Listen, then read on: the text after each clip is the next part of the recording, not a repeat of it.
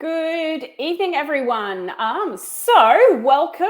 We are here tonight to talk to Dr. Toni from Perth Pet Vet, who has kindly agreed to join us and share some of her expertise with everybody with regards to avian health and more specifically avian first aid. This is a topic that we've been asked about a lot in the past, and so we're really excited to be able to bring one of Australia's very best avian vets in to have a chat about this tonight. So we'll welcome Dr. Toni. Thanks for joining us, Toni. Hi, thanks for having me. No worries. How's everything going over there in Perth at the moment? Good. The summer's finally coming. We've had a long winter over here. The weather's starting to warm up during the day, which is beautiful. I'm a fan of summer. Not still cool, but summer's on its way, which is a good thing. Yes. Yeah. Well, it's really wet here. I've seen the river out the back of your place. Yeah. So it hasn't stopped raining in about a week, which is lovely, but I do love summer as well, and I don't mind rain. So, but I am glad that it's sunny over there because I'm heading over tomorrow, as you know. And I wasn't super happy though that it's still getting down to like 10 degrees at nighttime. Yeah, the nights are definitely still cool at the moment. That's a little bit too cold for me, but okay. All right. So, Toni, did you want to tell us a little bit about how you got into vet care and I guess also like how that then turned into avian vet care? Yeah, I guess I probably have the familiar story where I've, always, liked animals, and we were always the house that people brought the wildlife to, or the stray animals to that we'd take in growing up. So I went off to vet school and I graduated in 2003. Always had a passion for birds and avian medicine and health. In 2012, I sat my membership exams with the Australian and New Zealand College of Veterinary Scientists in avian medicine and surgery, and they're a big part of my life. I have two green-winged macaws, Safi and Xander, who keep me very busy, a red-tailed black cockatoo called Buddha, and a long-billed Corella called Charlie. They're part of my feathered flock, as well as the menagerie of dogs, cats, and rats. Yeah, everything. Oh, rats. Awesome. So you've got a proper menagerie going on. I've got a proper menagerie going on. Including children. Including children who hurt themselves on a regular basis. Cool, busy life. Yes. Just keeping you on your toes. Keeping me on my toes, giving me a chance to practice first aid in people as well. There you go. Yeah. Yep. Okay. So Caris Manhi, I'm sorry if I just totally butchered that, said, hi, Toni, Pumpkin and Spike, miss having you as their vet in Perth. Aww. Hi. They're tuned in tonight to have a chat. Yeah. So I know that you have some topics we're going to cover off on, but I do have a question from someone that I thought it's pretty easy to, well, I'm not a vet, but it seems like something that we can probably cover off on pretty quickly. So Lisa Stefani has asked, she has a question regarding superlorin implants for birds. So she's familiar with their use as she's had them implanted for her birds without issue previously, but she's wondering if they eventually completely dissolve. They are designed to. It is off-label use in birds, so they are originally and on-label use for chemical castration in dogs. We do use them with a lot of success in birds. They are designed, birds' skin is a lot thinner and not as vascular. So they are designed to break down in a dog. In birds, they will eventually, but over a lot longer period of time. When I use them, if I see the old implant that's in there, then I'll remove it at the same time that I put the new implant in. But give it enough time, they would break down, but it's not like it would in a dog, which is what they're registered to use in. Yes. Yep. Awesome. Thank you for answering that. I thought we could probably knock that out relatively quickly. Yeah. So, and Caris said that they've adopted a female from AWL in Queensland here named Cinnamon now as well. She wanted to update you. Okay, Pumpkin and Spike. Happy. Yeah. All right. Well, I think that's all of the questions for the time being. So we might dive into it. I know you, like I said, you've got a few topics around first aid that you wanted to cover off on. Yeah, I think firstly, I wanted to really stress that first aid for birds isn't a substitute for veterinary care, but what I'm aiming to do is to give you guys the tools and information to be able to keep your bird safe and stable until you can get it to a vet. I'll go through some situations where veterinary care really is the only option, and you really need to get to an emergency vet, even if it is stabilizing your bird until the next days, and ways that you can, I guess, prevent these things from happening as well, because I think prevention is always, the first step, because you don't want to end up in a situation where you have got a bird that's critically injured. I think one of the really important things is knowing your bird, knowing their habits, knowing their demeanor, knowing their appetite. Birds are prey animals, so they hide things really, really well. So that slight change in their appetite, sleeping a bit more, changes in their activity levels, all could be a sign that something's going on. I'm also a big fan of weighing birds regularly as well. We expect normal fluctuations with weight, but what we're looking for is a really sudden increase or a really sudden decrease, or a progressive decrease. And I'm just going to flick this phone to mute. Sorry about that. A progressive decline in weight as well, because they can all be hints that something's going on, and you can pick those things up early. So I think, knowing your birds is really important. And keeping a diary on them as well just helps you sort of flick back through. The more information that you can give us, the better, I think. Moving, I guess, on. Sorry about the phone there. They were supposed to be. I guess I want to talk a bit about how birds differ from mammals, and how that is going to impact on what you're going to do with them from a first aid basis. I guess the big thing is warmth. Birds have a naturally higher body temperature than we do. Their normal body temperature is up around 41 degrees, and they maintain this temperature by absorbing heat from the surroundings, as well as through energy that they get through eating food. When their body temperature starts to drop, you notice they're all fluffed up. This is trying to, a bit like a doona, trying to sort of maintain the surrounding air and maintain that body temperature. If the temperature continues to drop, they become hypothermic and they can go into shock quite quickly. So providing warmth is really important. There's a picture up there of one of my favorite safe products for keeping birds warm. It's a Snuggle Safe heat pad. We've got to be really careful that we don't overheat them. Birds can burn easily. Heat lamps can be used just in the short term, because they can dehydrate birds and dry out their skin. So these Snuggle Safe microwave heat pads will stay warm for 8 to 10 hours in the microwave. So I think they're a really handy thing to have on hand to provide safe warmth for your birds.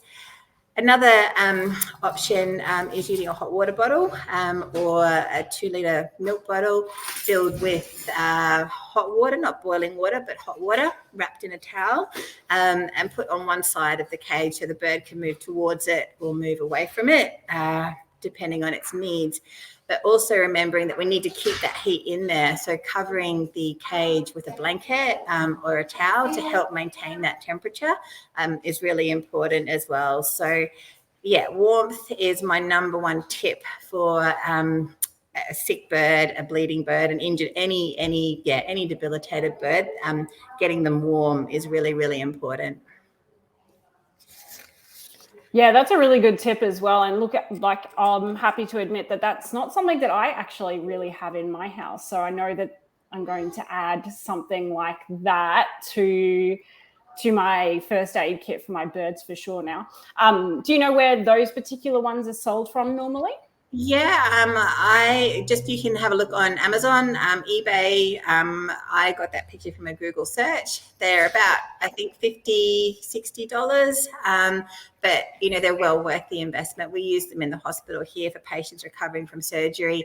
They've got a nice little cover. They can't get too hot, so you're not going to cause thermal burns, which is another reason that birds present to veterinary clinics as well. And it's a nice even heat too. It's not going to fluctuate too much. And I think a really safe option if you don't have a hot box or an incubator. Some people do. Great, pop them straight in there. I think on that as well, having a digital thermometer that you can place in the cage that you've got prepared is also really important because you can overheat them. So you're aiming to sort of have that temperature sort of in the 30 to sort of 33 degrees so that we don't overheat them. Awesome, excellent. And obviously you would, and you may have mentioned this, sorry, make sure that the bird can kind of move further away. So make sure they're not in such a small space that they can't get off the heat pad. Make sure that they can shift away from it as well. Yeah, exactly. I'm a big fan of putting these along the side of the cage or the box so that there's with a perch so that they can move towards it or move away from it as needed. I think Perfect. Awesome. Excellent. All right. The other little anatomical difference I wanted to touch on with birds, it's going to be really important, is that they don't have a diaphragm like we do for breathing. They rely on their keel or their breast muscle moving up and down, a bit like the bellows that you use for blowing fires and things like that. So any form of restraint, be it a towel or if you're applying a bandage, you have to make sure that that's not really tight, because if you're inhibiting the bird's ability to move its keel, then you're inhibiting its ability to breathe, and that can have dire consequences. So again, a bit different to dogs and cats where pressure is really important. In birds, not so much. Yeah. And really quickly, Luke asked whether humidity is important too for birds. But I guess in this case, we're also mostly talking about, like we said earlier, like first aid until you can get to the vet as well. So most important it is to keep them warm. And then I guess humidity I'm not sure how important that is. So yeah, I think with humidity, if it's more when you're using, direct heat lamps and heat sources, they can be very drying to their skin. So in those cases, if they're going to be in a box for a prolonged period of time, you can increase humidity by simply putting a wet washer in there, like wetting a washer with some warm water and putting that, in the enclosure as well, because again, you've got the towel covering the top. So that's going to help with the humidity as well. Yeah. But otherwise, if you're using like a heat pad, like you suggested, you probably don't need to. Don't need to worry about it. Yeah. Perfect. Excellent. Okay. I think in quick thing in that as well, making sure they've got easy access to food and water, because they're not going to have a lot of energy. So making sure that the perches are low, they are able to perch, and that you've got easy access to their food and their water. If they are in such a weak state that, you're worried they can't hold their head up, you will be trying to get into a vet, but just be mindful of water then, because you don't want any accidental drownings. Yes. Yeah. Certainly something to be cautious of. Yeah. Awesome. Okay. Cool. I don't think there are any other questions that relate specifically to that. No. So I've got a couple other questions, but I'll hang on to them until a bit later once we've gone through this. Yeah, I can go through some other things that you would have in a first aid kit if you like. That'd be great. Yeah. go to questions. Heat pad or a source of heat, like we've mentioned. Towels to use for restraining birds, for covering birds, really, really important. Cornstarch can be good to help with bleeding. Natural soap as well can be good for bleeding nails. Paper tape, which we've got here, which you can get from the chemist. It's not really sticky. It's not going to stick to their feathers and hurt their feathers. You can get wraps like this again from the chemist. They're not going to be sticky. Love cotton tip applicators. They're really good for cleaning wounds or applying medicine to really tiny wounds. You've got, I think important. Some kind of saline. This is just eye cleaning, eye wash or contact lens cleaner. Again, if you want to, wash a wound, you can use water. Worrying about infection, using the hypertonic salines and things from the chemist can dry it out. So, eye cleaner, basically, eye washers for washing them. It's gentle on their skin. Lots of different electrolyte supplements that they can have, like Spark or Polyade. These provide sugars, electrolytes like sodium and potassium and things like that, and can be really helpful for dehydrated birds. Hemostats, which we'll get into a little bit later when we talk about some bleeding feathers. Thinking what else I've forgotten here. Carriers that you can transport them to the vet in and keep them safe in. Wanted to touch on the styptic powders. They can be used and they're advocated to, put onto nails and bleeding feathers to stop that bleeding. They do that by being quite, irritant and astringent. And some of the products can be toxic. You've got to remember that birds use their nails to groom and to preen. And if they're going to lick those things off, then they can burn their tongue and it can be toxic. So I'm more of a fan of using the good old cake of soap or cornstarch to stop bleeding, just from a safety perspective. If you want to use the styptic powders, use them, but just wipe them off afterwards. It's just being safe. Yeah. Yeah, that makes sense. And that's a good one, because I do see obviously styptic powders and styptic pens and things recommended, but it's good to know that they're not necessarily safe for birds. And as you said, that, they're much more likely to, and they're so small, like if a dog licks a little bit off their toenail, it's one thing. If a bird does it, it's a totally different thing. So something to be cautious of. Yeah, so I'm not saying, don't use them. Just be aware of how much you use. And when you've got the bleeding under control, maybe, try and wipe it off. Perfect. Cool. All right. That's good. And it's good. And I'm certainly one that thinks that everybody should have a little first aid kit. And I've had one since I got my first bird years ago now. So, and it has a lot of what you put in there, except for the heat. Actually, no, I do have a heat pad now that I think about it, but it's one of the wheat-based ones. So I like the idea of the ones that you've recommended, in that they are that probably have a better heat distribution. It's a constant. It's not kind of going to get hot in one spot and then potentially cause burns. So and they do stay warm for up to 8 to 10 hours as well. I think that's a really important one as well. If, say, somebody is traveling from quite a distance, so if they have to really travel to get to an avian vet, being able to keep something like that stays warm for a period of time is probably important, whereas wheat packs and things aren't really going to hold heat for more than a fairly short period of time. So no, warmth is my number one tip, for any any unwell bird. Get them warm. It literally is life-saving. Yeah, wonderful.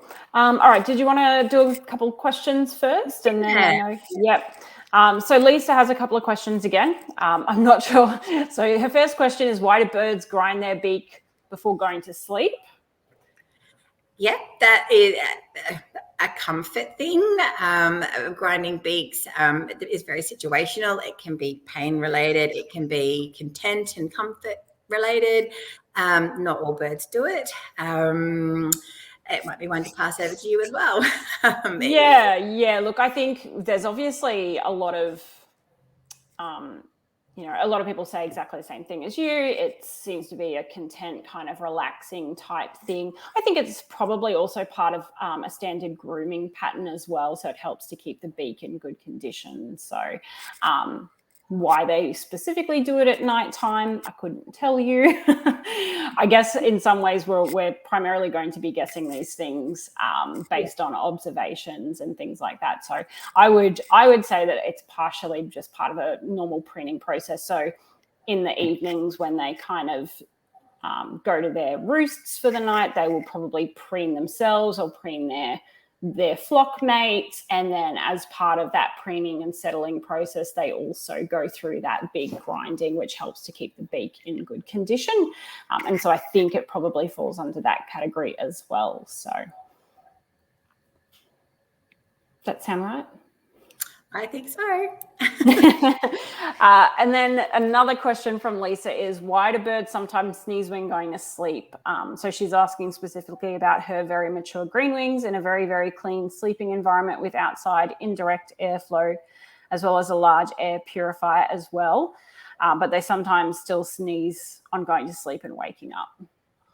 Yeah, again, I think, a little bit of sporadic sneezing in birds is normal. They have feather sheaths when from their preening. You can have the cleanest environment in the world, but by the nature of feathers, they do shed. So at night, they're restful. Things are going to be maybe more irritated. So as long as it's not happening all the time and you haven't got evidence of a discharge, so wetness above the nares, it's not anything unusual for birds to have the odd sneeze. It's just a way of them clearing out their little nostrils, because they do have lots of dust, powder, dander, things on their feathers naturally. Yeah, exactly. And I guess it's exactly like us sometimes. You lay down and you take a deep breath, or maybe you're just breathing more consistently, and suddenly, you've got a nose full of dust or something, and it causes some sneezing. And I guess also if the birds are spending a lot of time out of their cages during the day, maybe they're, it's going back into the cage where their nighttime, the feather dust and stuff may be sitting from the previous few nights, that maybe that gets stirred up at nighttime as well. So cool. All right. So I think those are the questions we've got for the time being. Yes, it is. All right.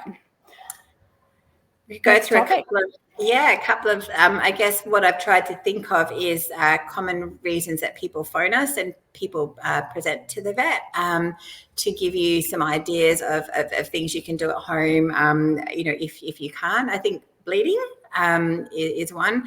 Birds don't have a lot of blood, and also when they bleed, they tend to bleed a lot, or it seems that they bleed a lot when you see it all over their feathers. So we can go through some different scenarios of what to do if you've clipped your bird's nails and you've caused bleeding.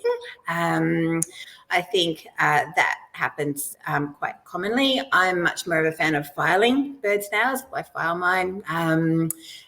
You can train them to have their nails filed because it is really, really easy to clip them too short, and it hurts, as well when that happens.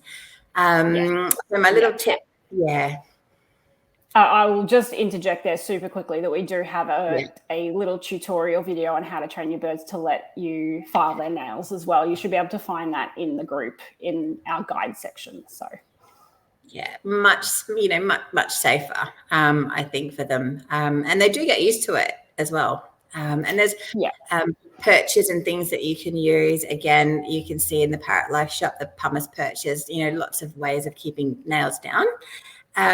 If you have clipped a nail and you have caused bleeding, we touched on the little Styptic powders. I'm more of a fan of like the cake of soap and just popping the bird's nail into that.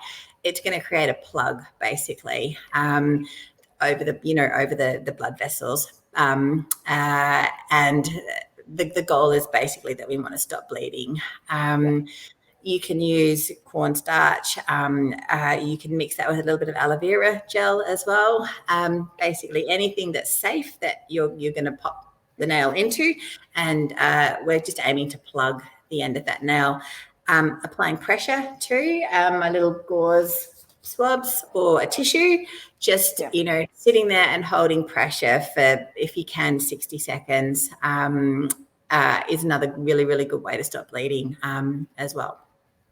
Yeah, wonderful. Yeah, because that is one that obviously, unfortunately, does with, like you said, when we clip nails, it can be something that happens by accident. If the bird just moves their foot a little bit, sometimes that can lead to a nail getting clipped back too short. So yeah, certainly filing is better. But if you get caught in the situation, it's, don't panic. just plug it up. Yeah, and it looks like they bleed a lot. I have not come across a bird who has actually bled out from having its toenails overclipped, but it looks really, really scary. And so doing what you can to stop that bleeding is really important. Wonderful. And I'm going to ask a question here because last week, I think it was about a week ago, a friend messaged because she noticed that her bird was non-weight bearing on one of the feet. In the end, it turned out that she had somehow broken her nail, and it was quite far back. So, but there was no blood, very strangely. So thankfully she didn't have a lot of bleeding or anything like that. And the nail kind of detached on its own without too much drama. I'm a bit wary of nail injuries, especially when they go back so far that they kind of expose the quick, because it's my understanding that they can get infected pretty easily as well. So in those sort of situations, if the quick's kind of exposed, you'd recommend kind of obviously triaging it and getting the bleeding to stop and then vetting. Yeah. And in those nails that do sort of detach from that nail bed as well, sometimes they won't bleed, but because they're just sort of hanging there, they can be a real sort of source of pain and irritation for those birds. And the treatment is to remove them. We don't remove nails without an anesthetic. It hurts, just like it would hurt us. So if in your friend's case, it sounded like it took its natural course, and it came off. But if that nail is there and you've got a sore foot and you can see there's a nail that's in a funny position, then I would head off to the vet just to have it removed and have some pain relief provided for your bird too. And possibly those nail injuries can really hurt. Yeah. Wonderful. Cool. Excellent. Okay. That's it. That was my question, and nobody else's questions just yet. So we'll keep moving. Yeah. We can talk a bit about bleeding feathers. That is something else that we see. Birds through molting have blood feathers. So the new feathers have quite a big blood supply, particularly the primary feathers that are in the wings and in the tails, and they can bleed a lot, and they can be really, really painful for a bird. So we've just got a little picture of one up on the screen here. These injuries can happen, when birds have got poor wing clips, in birds that get a night fright sometimes and knock their wings on the side of the cage. That they are quite common, particularly if a bird's going through a heavy molt, and they do bleed a lot, and they are painful. So again, we're applying some principles here where we want to stop that bleeding. So we're going to restrain our little bird not too tightly in a towel, so that we've got good control over them. We're going to locate the feather that's bleeding, and try and apply some pressure, with our finger over the top of that feather. They can be bleeding right from the base of the wing. They can sometimes bend and have a crack in them and be bleeding halfway up along the feather shaft. So locating where that's bleeding from, applying pressure with your fingers or a little gauze swab. Here's a little picture I found. You can see they do bleed a lot. So pressure, really, really important. These feathers are attached to the periosteum of the bone, which is the outer lining of the bone in the bird's wing. So removing them can be, and it is painful, and there is risk of damaging the periosteum of the bone. So I don't advocate for people to do this at home unless you can't control that bleeding. You live a long way away from being able to get to a vet, or you haven't got a vet who is able to help you. In those situations, we can go through how to remove those feathers. But I think I really want to stress that is painful because of their attachment to the outer lining of the bone. And there's risk of causing damage as well, and further damage to the wing. So happy to go through in an emergency situation how we would remove one of these, and then I would still encourage you to seek some veterinary attention for pain relief and things like that afterwards. Yeah, that's a good one as well, because obviously blood feathers are something that do happen semi-regularly, and there's always the question of, do I, from people, do I remove it? Do I leave it? And I've also, seen a lot of discussion around whether it is painful to pull primary feathers from the bird's wing. Having hair myself that's very thin, and understanding it can be painful even to get a little bit of like human hair pulled out. It doesn't, it always kind of made sense to me that if you're having something so large ripped out of such a large follicle, that has to cause pain. If pulling hair out of a tiny follicle hurts me. Yeah. And anatomically, there is that sort of attachment as well. So it hurts, and they're a lot bigger than a fine hair as well. And you also have to make sure that you get all of them. If you leave the tiny little base of the feather inside underneath the skin, then it's going to continue to bleed. So it really only is in like a dire emergency where you can't get help that I'd be, I guess, advocating to do this. It's much safer for the bird, much more comfortable for the bird to have it done under an anaesthetic at a veterinary clinic or an avian veterinary clinic. Yeah. Excellent. Cool. Great. So I've got a couple other photos here. Is there any particular one you want me to bring up at the moment? Probably the one that you had on just before with the blood feather in the wing. Yep, the drawing.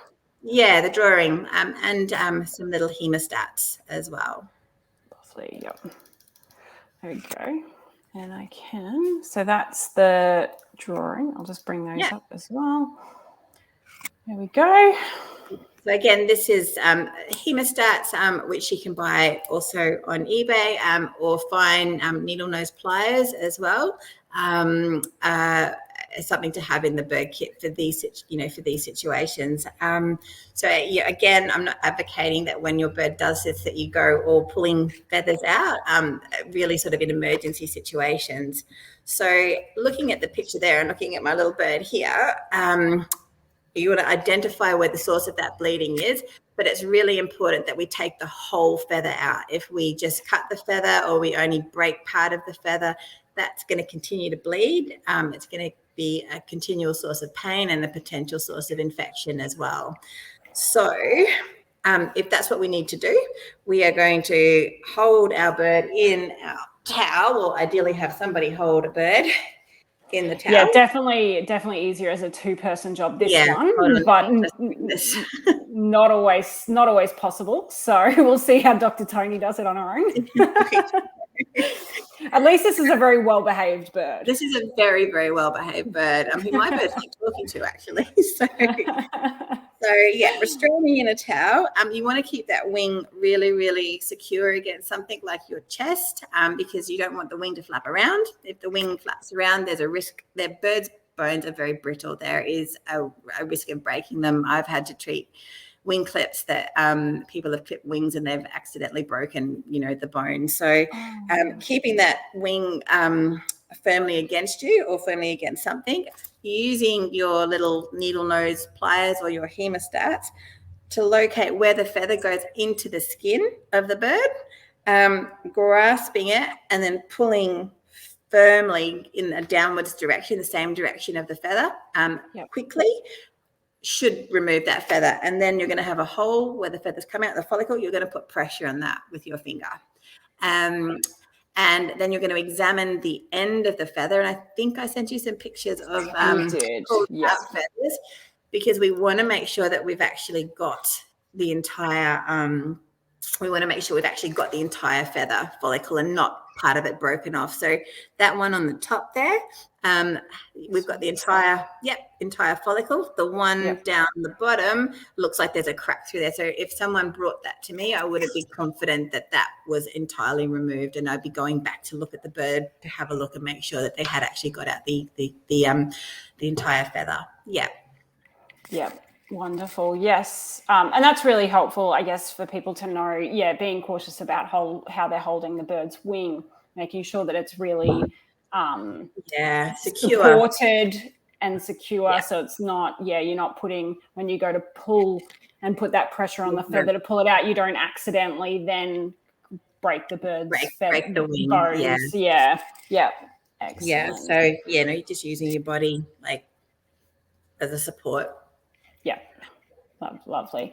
And so hemostats, obviously people can get these relatively easily from chemists or vets. Yes. And if you can't get, needle nose pliers as well. So you just want something with a nice fine tip that has a grip. I don't know if you can see as my camera's up there, they have like a little serrated sort of grip there, so that you can actually grasp, there we go, you can actually grasp onto that feather quite firmly and it's not going to slip, and then you're going to apply firm pressure to pull it. So I'm a big fan of hemostats, but you can get little fine needle nose pliers as well, but you'll get these in chemists, or you can ask your vet to order them in for you. They're not expensive.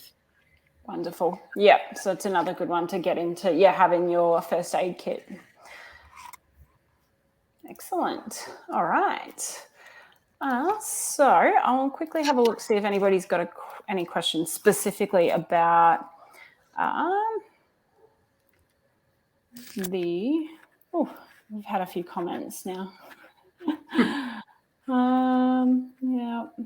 Bleeding, easy to clean.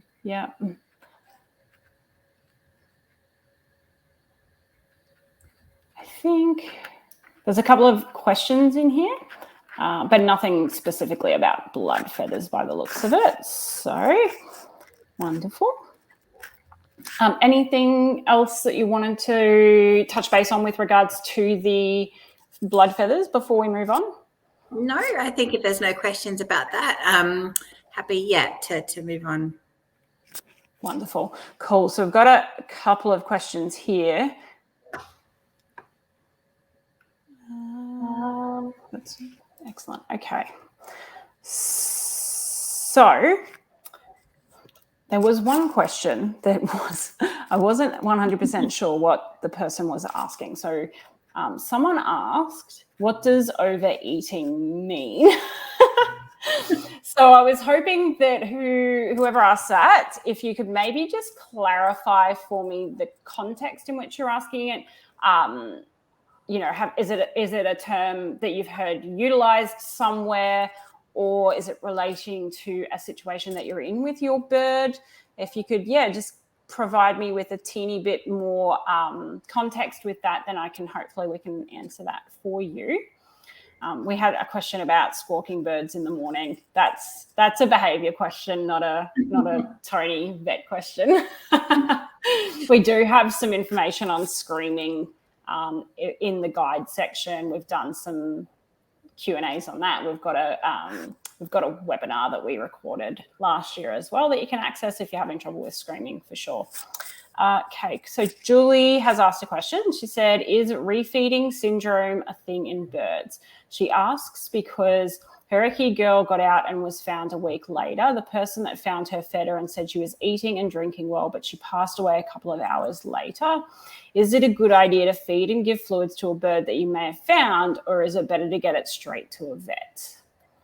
Yeah, I think that's a really, really good question. And it comes back to birds going into shock very easily and needing that high body temperature to, be able to digest food, to be able to, I guess, stay, well.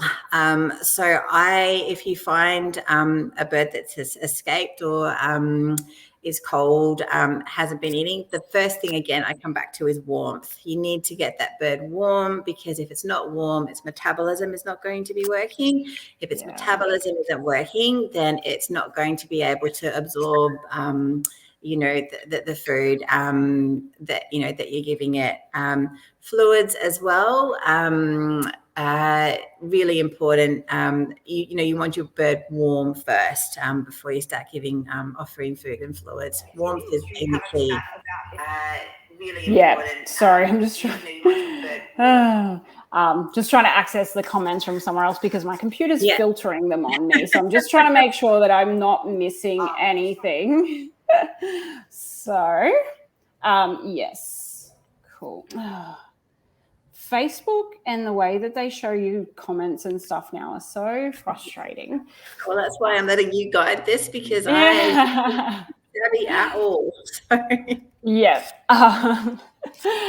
Excellent. So and I think it's a good question because also people find wild birds all the time and want to offer them food and water and things. It's not always the best idea. It's actually better to just get them off to the vet or a wildlife carer, because you might be offering them something that's not even healthy for them or that they can't eat at that time. But also if something else is going on with the bird, it just might not be helpful for them in that moment anyways. So, we do that stuff because we want to help them, but sometimes it's actually more hurtful than it is helpful. So, I think it's definitely better to just get them off to the vet ASAP.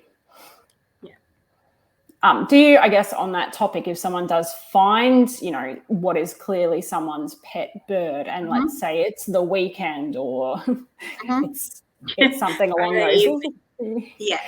along those lines, the first advice would be get it somewhere warm and warm it up before offering food and waters, because obviously, if there's no vets open, it makes it a little bit harder to get them off to the vet, and they need to keep them, don't want to hold on to them for 2 days and not feed them, but first get them indoors and warm. First get them warm.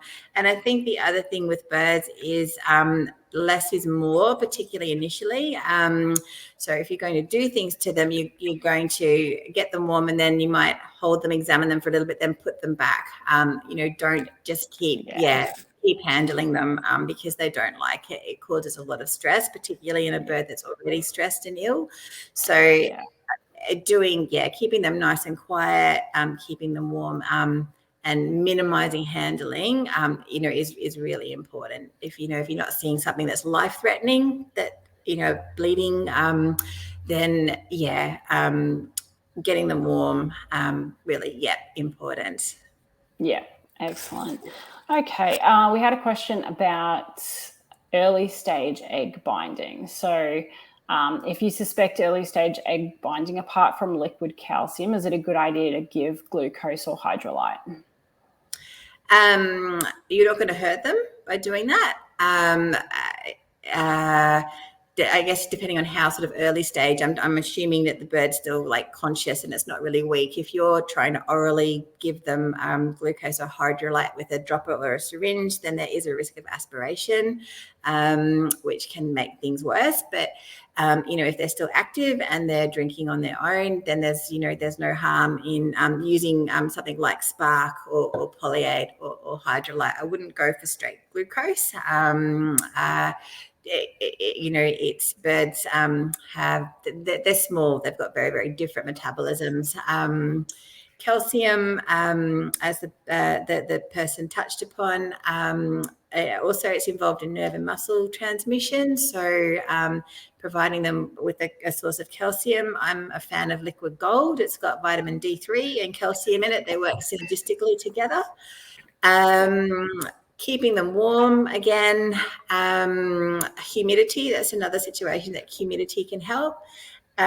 please don't take your bird and put it into a tub of hot water, because that's just causing stress. That is something that, we get calls. People have put their bird into a bucket of hot water, which is just causing stress. And if a bird's stressed, it's not going to lay their eggs. So, yeah. Yes. Yeah. And then they're wet as well. And once they're wet, they can also get cold relatively quickly. So, yeah.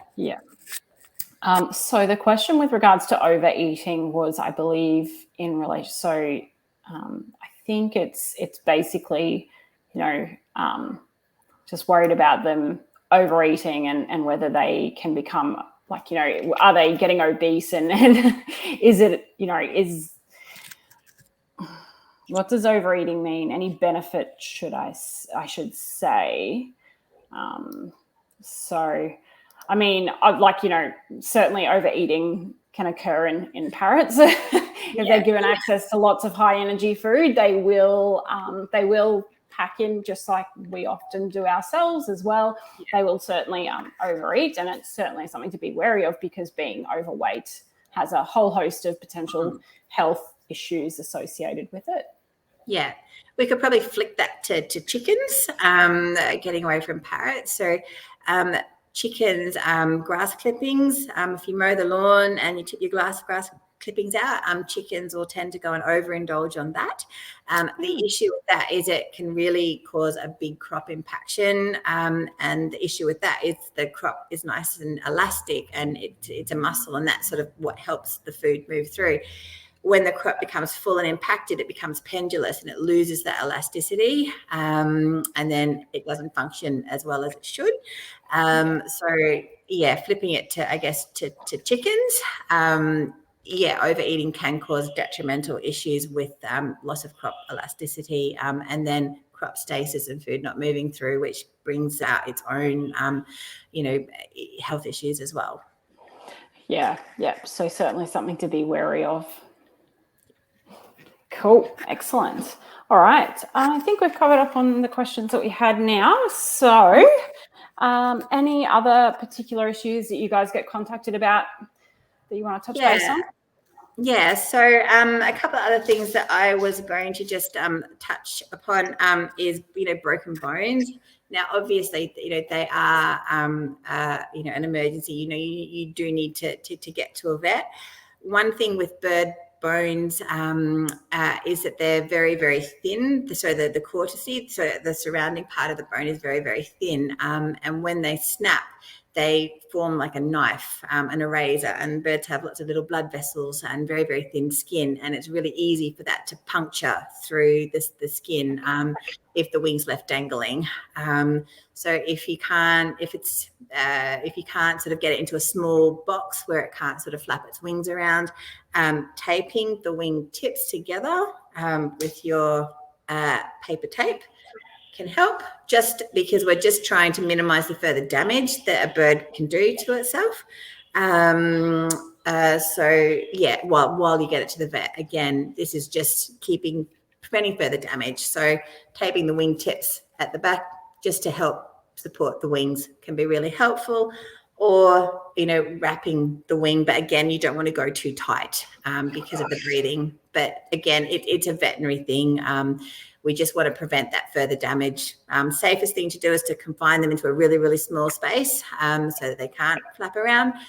If you have an agitated bird that is trying to climb and flap, then, taping the wings can support them and make them more comfortable. Yeah, wonderful. Yeah, stabilizing those wings. Yeah. So I guess, and I mentioned this to you previously, but one of the things that I guess I see come up really commonly is people being told not to take their birds to emergency vets because they're not well trained in birds. So I guess what I wanted to talk about was whether there are particular situations where you would say, like, the best thing you can do is get them to an emergency clinic. What situations exist where it's like, no, this can't wait until Monday.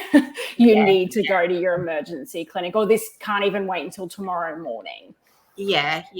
And look, emergency clinics, they all have training. Yes, they might not be bird vets, but they do have training, and they can do things like provide oxygen, provide pain relief, and keep your bird stable until they can go to their regular avian vet. So I don't want people to be shy of emergency centres at all. They really, really have their place. One of my little tips as well is having your vet's number written down in case of emergency, but also ring the emergency clinics in your area and get a feel for them and say, how comfortable are you, with birds. But emergency centres can put them into a hot box. They can provide them with oxygen. They can provide them with pain relief, and that in itself is often enough to stabilize the bird to get it through to one of your regular vet the next day. So situations where I think it's imperative to go to a vet is breathing difficulties. So moving on from sort of tail bobbing, but open mouth breathing, making audible wheezes or grunts when they are trying to breathe. That I would say down to the emergency vet. We can go on to oxygen overnight. It's amazing the difference that oxygen can make. Any uncontrolled bleeding as well. If you've tried your pressure, you've tried your powders, you can't control the bleeding, down to, another situation where you go to an emergency vet. Extensive burns. I've had issues with birds landing in pots of, soup or boiling water and things like that. They're painful, they go into shock, they need fluids. So that, again, an emergency situation. Deep cuts and puncture wounds. If they're really straining to pass feces or to pass an egg, and they look like they're wobbly on the perch, their eyes are closing, they're really weak, again, I would be going to an emergency vet. If you noticed fresh blood in the droppings or regurgitating blood, those, again, emergency situations. Broken beaks, something that we see through them having accidents or their cage mate biting them. These are painful and pain relief. They might not be able to eat. So again, that would be a situation where I would be heading down to emergency. I wanted to touch on dog and cat attacks or run-ins. Sometimes it's not necessarily an attack, it's a bit of a play. These guys, if they're not seriously injured when it happens, it's really important within that sort of next 24-hour period to get into a vet, because there are bacteria in the mouths of dogs and cats that can make your bird really sick really, really quickly. So that would be a situation where I would, if it's not actively bleeding or in shock, head straight to the emergency vet. Keep it quiet, do warmth, all of your supportive care, but into a vet the next day, absolutely, because, they do get infected very, very quickly. Yeah, that's definitely one. I don't think people necessarily realise the risk with even just a small scratch from a cat or a puncture wound. It can get very nasty really quickly, even for humans. Like, if you're handling cats in a vet clinic and you get a scratch, you kind of like, that needs antibiotics. Yes, so it's something to be super wary of, because again, it doesn't take a lot for them to get really sick very quickly and to go downhill as well. And I think that's important. And like you said at the start, they're also prey animals and they tend to really like to hide illness as well. So they might seem okay. And by the time they don't seem okay, they're actually very sick. So, yeah. And I think that the other one would be exposure to any toxins as well. And really important that you have, the name of what they've ingested or come into contact with, the weight of the bird, how much they've had, as much information as you can give. The emergency vet, they can ring a poisons hotline. You can ring a poisons hotline, but having that information is really, really, really important as well. But again, that would be an emergency situation to me. Yeah. I guess if it's something like Teflon exposure or something, you kind of want them in that oxygen setup as soon as possible, to try and filter as much of that out. Yeah. Yeah. Excellent. Cool. Yes. Excellent. That's really good because, unfortunately, there aren't really any emergency avian vets out there. And it is important that we don't just wait, because we don't really know like how much pain they're in, and we need to, think about their welfare, as well as obviously the difference in the likelihood of recovery between getting them there on Friday night versus your avian vet on Monday morning. That 48 hours to 72 hours can make a huge difference to recovery as well.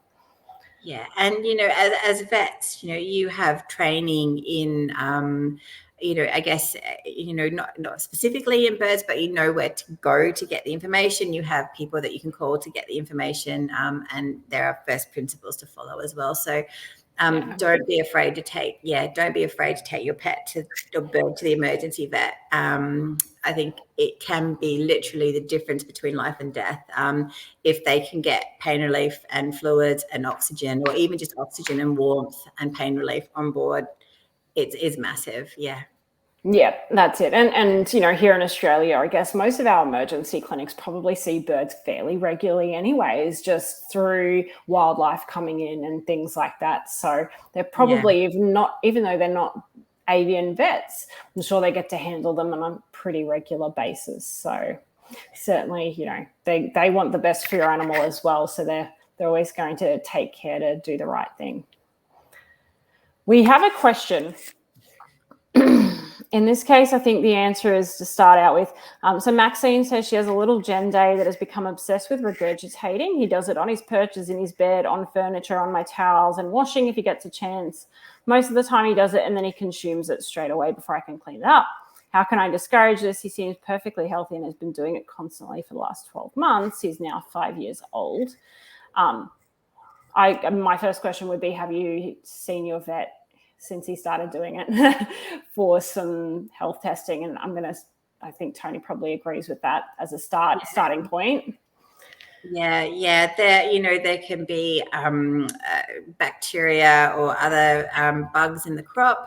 There can be impactions further down. There's a lot of medical reasons a lot of people might jump to. Regurgitating, it's a normal behavior, it's a hormonal thing, but that's just one of a whole massive umbrella of things, and it's really important that they get ruled out to make sure it is purely a behavioral thing. And we want to make sure there's no infection, there's no impaction, there's no motility issues with that. Yes. Yeah. If you came to me as a behavior consultant to ask me how to get on top of that, my first thing I would say to you is that you need to go to your vet and get some testing just to rule out, because no amount of training is going to prevent a behavior from occurring if it's occurring due to a medical or physical issue of some kind. Mm-hmm. So I would start with, and you may already have taken him to your vet. It's not included in the information you provided, but if you have not, do that and get some testing. And then, something that stood out to me there is in his bed, which may mean that we're encouraging his breeding behavior a little bit. If he's got a happy heart or something along those lines, that can certainly be a contributing factor. But that is kind of a different topic, although I will mention that happy hearts are also a potential health concern. Yeah. So. Birds can become entangled in those quite easily. They can ingest the fibers and become impacted. So definitely with Lee on that one. Happy hearts. It's a cute idea, but it's a huge hazard to your bird for a lot of reasons. Yeah, they're marketed it so well for humans. They're marketed, but I guess a lot of pet stuff's really marketed towards us. So, but I mean, if you have taken your bird to the vet and you've ruled out all of the medical causes, or if you haven't done that, then do that as a first start. But the rest of that, if it's not medical, then it's likely behavioural, and that's something we'd have to touch base on realistically, probably in a consultation, because it is. There's generally more to the story, so you need to dive deep into those and find out what's going on. So excellent, cool. Well, we're getting close to coming up to an hour now. I don't know if there are any other particular first aid situations or situations that you wanted to touch on before we finished up? No, I could talk for ages, but we might have to schedule another one then.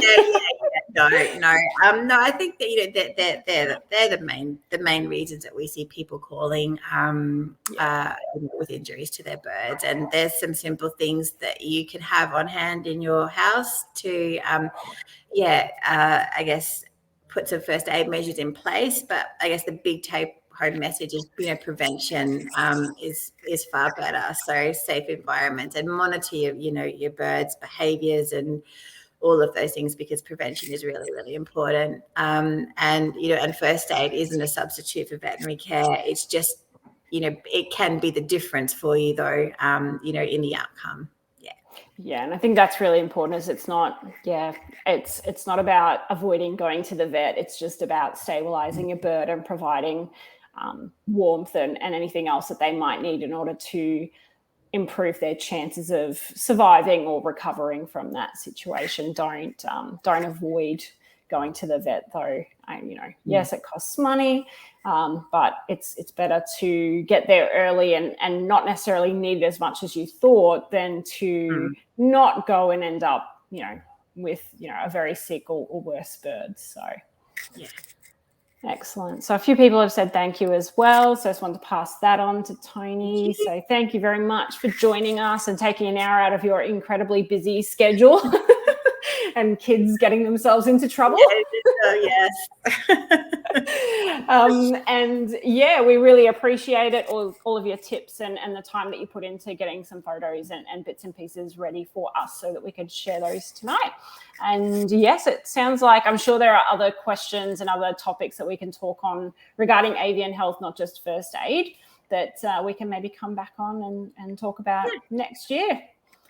Wonderful. All right, everybody, thank you very much for joining us this afternoon or this evening here in Brisbane, and hope we'll be back again hopefully in about 10 days with our diet and feeding Q&A as well with Shauna Roberts. So fingers crossed we're able to get that one to go ahead. So look out for that. Otherwise, have a fantastic night. See you, everyone. Bye.